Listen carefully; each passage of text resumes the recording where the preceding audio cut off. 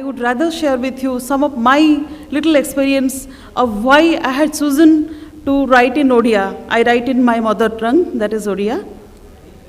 I believe that a cultural character of a person is shaped in a very tender age. As for me, the innumerable folklores, folk tales, legends, idioms, phrases,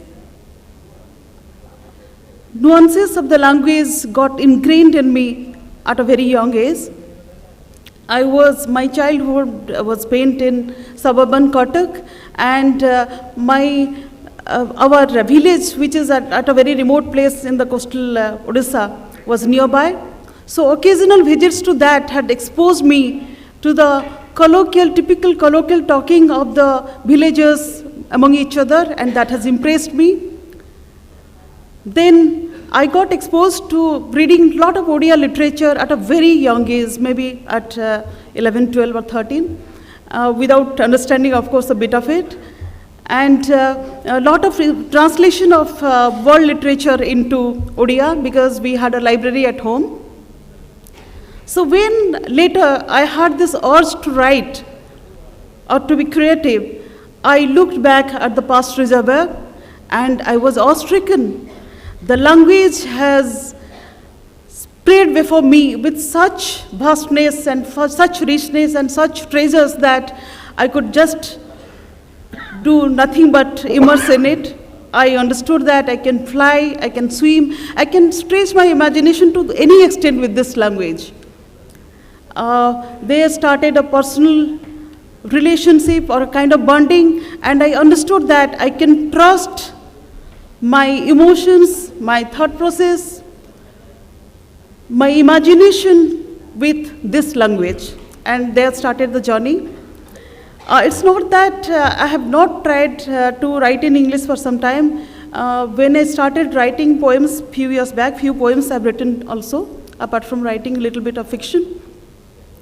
I started writing in English, few poems I've written, and then on my own I switched off to writing in Odia.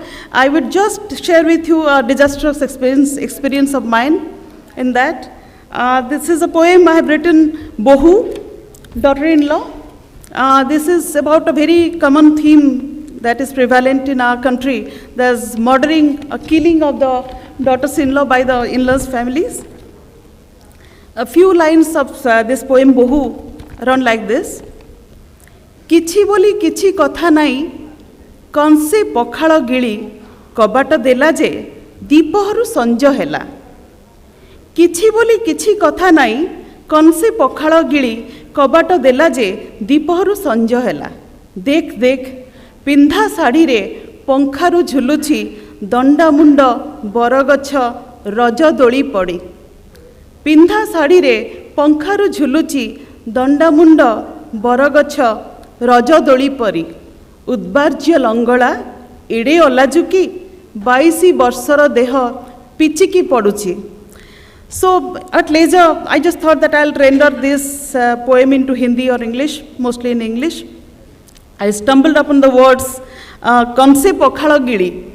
Pakhala is a very common meal of the Odias, but Kanse Pakhala Giri, when a mother-in-law says this to a daughter-in-law, is totally a different meaning altogether. And then this Udbarja. Udbarja has not been used here in the real meaning of the term, and it's a very colloquial use of the villagers when they talk about Udbarja Langola kind of thing. And what the phrase which has really made me had put me offhand is Raja Doli. Raja is a very important festival of Odisha, and Doli is the swing. The literal meaning should have been festival swing, but no. This is a symbol being used here, and Raja Doli is the symbol here of a woman, a young woman a young girl who is going to be a woman, her hopes, her aspirations, her desires. It signifies fecundity, nubility, and so much more. So I just gave up the idea, I know that I cannot translate this neither to English nor to any Indian languages, so I'm happy with whatever I'm writing in my own language. In the past 2-3 decades, writing in English has risen. It's for the better, in a very much better way. I have read some of the very young writers also, even starting from Arundhati Ray. I am sure they are not writing in English only to be known in a very short time and known over the world, but they write in English because they know that they can trust their emotion and their imagination to this, and there is a personal trust in the language. Earlier also during British rule, many of our stalwarts were very much educated well in English. They have written very good pieces of English, but their purpose was different, of course. They loved their mother tongues and they were very much grounded. They wanted the public of the country and the English to understand what they want to say. As far as consequences of writing, like being understood in other language, well, I believe that writer in an Indian language has his moments of ecstasy and is aware of the limitations also. The ecstasy because of the creative part of it, while the limitations are rather practical. As far as Odia language is concerned, a writer in Odia feels very happy when he is rejoiced. I have very important writers sitting before me, Mr. Manoj Das, Chandrasekhar ji, and Mr. JP Das, and I can't see many others here. They are rejoiced and they are felicitated, that's fine, but when we go out, when we reach the other part of the geographical boundary, we feel inhibited because we always want that the other person should read us or should know us by our reading, by our work. And the same feeling we have also, that we should know what a writer in Malayalam has written, for that matter what Satyananda writes in Malayalam. So there comes the role of translation, that to bridge the gap. And there are few languages also which are very, very rich in their readership, like Malayalam, Bengali and Hindi, which probably has not been the fate of languages like Odia, maybe Marathi and Punjabi also. So in a country of like India, bilingualism is a very important issue.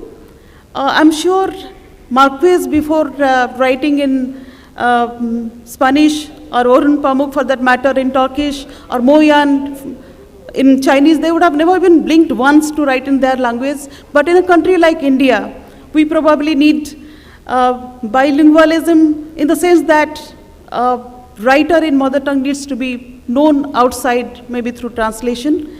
I regard writing in Odia is my forte, while translation or bilingualism is to bridge the gap and to reach out others.